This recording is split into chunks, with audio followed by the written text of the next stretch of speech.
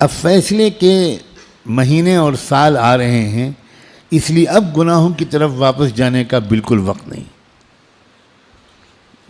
بہت غور سے جملہ سننا، فیصلے کے سال آ رہے ہیں، اب دنیا کی زندگی میں زیادہ وقت باقی نہیں،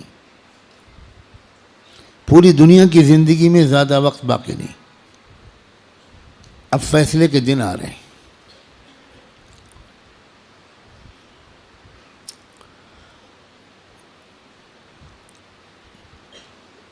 پہلے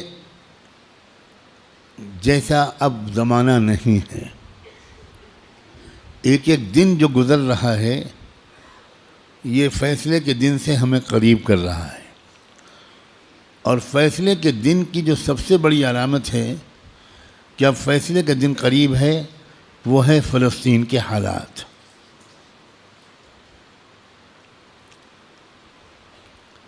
کیونکہ اب بہت بڑے بڑے واقعات ہوں گے، دجال کی آمد بھی بہت دور نہیں ہے، اور حضرت عیسیٰ کی آمد بھی بہت دور نہیں ہے، اور امام مہدی کی آمد بھی بہت دور نہیں۔ اب مسئلہ یہ ہے کہ اگر اب بھی ہم گناہوں کی زندگی میں لگے تو ہمیں اللہ دجال کے ساتھ کھڑا کر دے گا، توبہ کی توفیق بھی ہم سے چھین لے گا، حضرت امام مہدی کے دشمنوں کے لشکر میں ہم کھڑے ہوں گے۔ اب یہ دیکھو، یہ وہ وقت ہے، کچھ پتہ نہیں کس وقت اگلا قدم اٹھ جائے۔ جو نشانیاں اللہ کے رسول نے بتائی تھیں آخری فیصلہ کن دور کی، بڑی تیزی کے ساتھ آ رہی ہیں۔ اس میں ایک نشانی یہ تھی کہ بہت بھیانک جنگ ہوگی یہودیوں کے درمیان اور اصلی ایمان والوں کے درمیان۔ اس لیے جو کچھ اس وقت غزہ اور فلسطین میں ہو رہا ہے، اس سے ہر ایمان والے کا ایمان ہزاروں گنا ہر منٹ میں بڑھنا چاہیے، اس لیے کہ وہی ہو رہا ہے جو اللہ کے رسول بتا کر گئے تھے۔ جس وقت وہ آپ بتا رہے تھے اس وقت تو فلسطین میں کوئی مسلمان تھا ہی نہیں، اور آپ یہ بتا رہے ہیں کہ ایک بھیانک جنگ ہوگی، خطرناک جنگ ہوگی، یہودیوں اور ایمان والوں کے مابین ایک خطرناک جنگ ہوگی۔ آپ بتا رہے ہیں کہ ایک علاقہ ہوگا جہاں سچے پکے مومن جان دے رہے ہوں گے اور جان لے رہے ہوں گے، قربانیاں دے رہے ہوں گے، مسجد اقصیٰ کی حفاظت میں نوجوان جوک در جوک شہید ہو رہے ہوں گے۔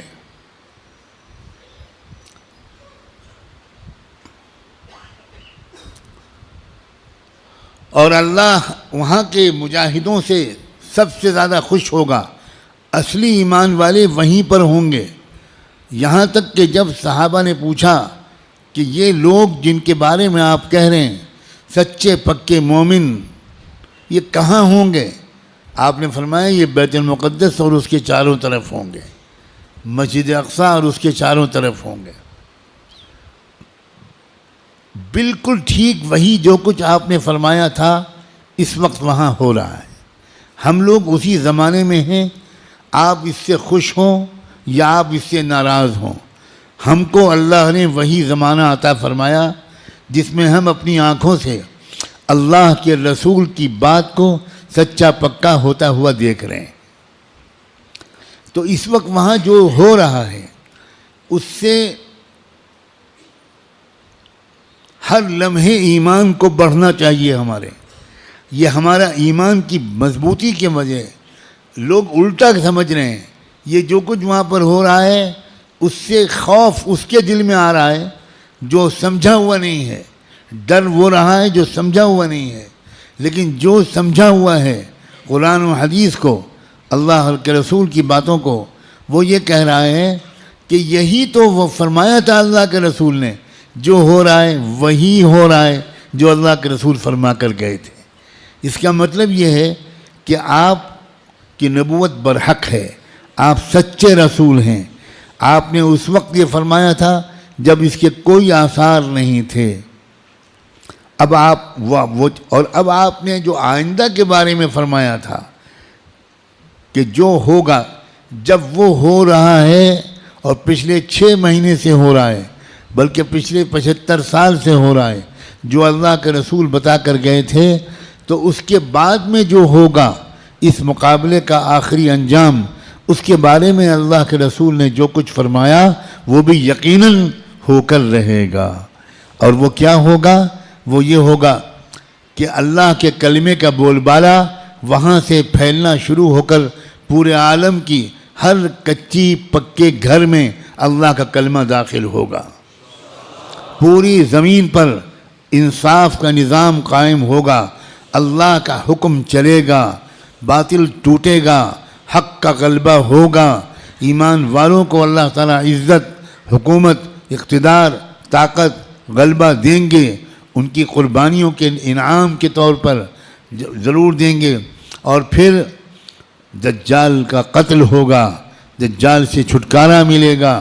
پوری دنیا میں لا يبقى بیت مدر ولا وبر الا وتدخل فيه کلمۃ الاسلام بعز عزیز او بذل ذلیل.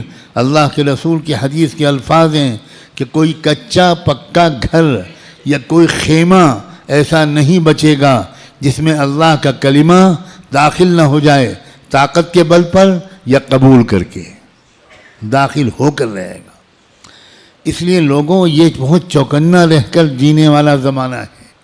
اگر اسی طرح غفلت میں رہے جس طرح اب تک جی رہے ہیں تو ہمیں خبر بھی نہیں ہوگی، اور اللہ کی طرف سے فیصلہ ہو چکا ہوگا کہ اس نالائق، فاسق، فاجر، خطاکار، گنہگار مسلمان کو میں دجال کا ساتھی بناؤں گا. یہ امام مہدی کا ساتھی نہیں بنے گا، یہ حق کا ساتھی نہیں بنے گا، یہ سچ اور انصاف کا ساتھی نہیں بنے گا، یہ مظلوموں کا خادم نہیں بنے گا، یہ ظالموں کا ایجنٹ بنے گا، یہ ظالموں کا مخبر بنے گا، یہ ظالموں کا دلال بنے گا، 4 پیسے کے لیے تھانے پہ جا کر مخبری کرے گا. یہ فیصلہ کسی لمحے ہم میں سے کسی کے بارے میں ہو سکتا ہے. یاد رکھنا، میں نے اللہ کی توفیق سے اپنی بساط کے مطابق بہت لمبی بات کو چند جملوں میں سمیٹ کر آپ کے سامنے رکھ دیا ہے. قسم کھا کے کہتا ہوں، اس میں ذرا بھی مبالغہ نہیں ہے. فیصلے کا دن قریب ہے. اب اگر گناہوں کی طرف واپس لوٹے، اب اگر پچھلی زندگی کی طرف واپس لوٹے، جن غلطیوں کو چھوڑنے کا فیصلہ کیا ہے، بار بار اللہ تعالیٰ سے عہد کیا ہے، بار بار رو رو کر انفرادی اور اجتماعی طور پر یہ ارادہ کیا ہے کہ اب گناہ کی طرف واپس نہیں جائیں گے. دوستو، اب اگر واپس گئے تو پتہ نہیں پھر دوبارہ توبہ نصیب ہوگی کہ نہیں. کیونکہ یہ جو دن اب آ گیا زمانہ، اس زمانے کو پہچاننا علماء کا فرض ہے. علماء کی ذمہ داری ہے کہ وہ اس دور کو پہچانیں. پچھلے دور کی روایتی باتوں سے کام نہیں چلے گا. اب آپ کو اکابر علماء کے پاس رہنا پڑے گا، کچھ مہینے گزارنے پڑیں گے، تربیت لینی پڑے گی، ان کا اعتماد حاصل کرنا پڑے گا. جب اعتماد ہوگا تب وہ آپ کو خاص خاص باتیں بتائیں گے، تب وہ آپ کو اپنے سینے کا علم منتقل کریں گے، تب آپ کو وہ امانت سونپیں گے، آپ کو ایک ذمہ داری سونپیں گے کہ بھئی کس طرح امت کے عوام اور خواص کو، امت کے مردوں اور عورتوں کو، اور خاص طور پر امت کے نوجوانوں کو کس طرح سنبھالنا ہے. سب سے زیادہ بنیادی بات اس وقت مجھ کو اپنے سے بھی کہنی ہے اور آپ سے بھی، وہ ہے استقامت. اب جمنا ہے، کہو انشاءاللہ. اب تقوی پر جمنا ہے، اب اللہ کی اطاعت پر جمنا ہے، اب گناہوں سے دور رہنا ہے، اور جیسے کوئی غلطی ہو جائے سب کام چھوڑ کے اللہ سے معافی مانگنی، دیر نہیں کرنی. کیونکہ پل پل یہ خطرہ ہے. جو واقعی زمانے کے تقاضوں سے واقف لوگ ہیں، وہ ہر وقت ان کا دل اس وقت فلسطین کی طرف لگا رہتا ہے، اور اس لیے کہ وہ بار بار تازہ ترین وہاں کی خبریں جاننا چاہتے ہیں کہ کہیں دجال آ تو نہیں گیا، کہیں کوئی ایسا دعویٰ تو نہیں ہو گیا؟ یہ غفلت کے ساتھ زندگی کے دن نہیں ہیں، غفلت کے ساتھ گزارنے والے دن نہیں ہیں، یہ بہت ہوشیاری کے دن ہیں۔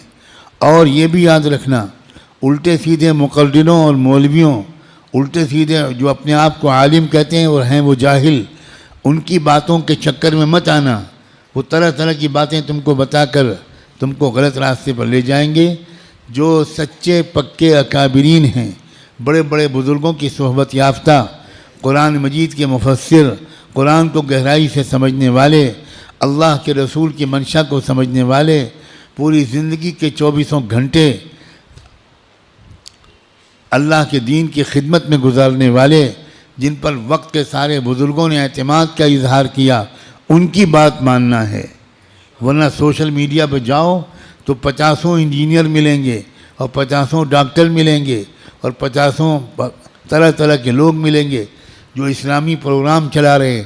ہمارے نوجوانوں کو نہیں معلوم کہ اسلام کی ویب سائٹس کے نام سے جو ویب سائٹس چل رہی ہیں، اس میں سے تقریباً 70% یہودیوں کی ویب سائٹس ہیں اور باقی قادیانیوں کی ویب سائٹس ہیں، کچھ ہمارے ملک کے ہندوؤں کی ویب سائٹس ہیں جو اسلام کے نام پر چل رہی ہیں، اور اس میں قرآن کا درس ہوتا ہے، احادیث کا درس ہوتا ہے، مسئلے بتائے جاتے ہیں، اور ہمارے نوجوان وہ بیچارے بجائے علماء سے جڑنے کے وہ سوشل میڈیا سے مسئلے معلوم کرتے ہیں۔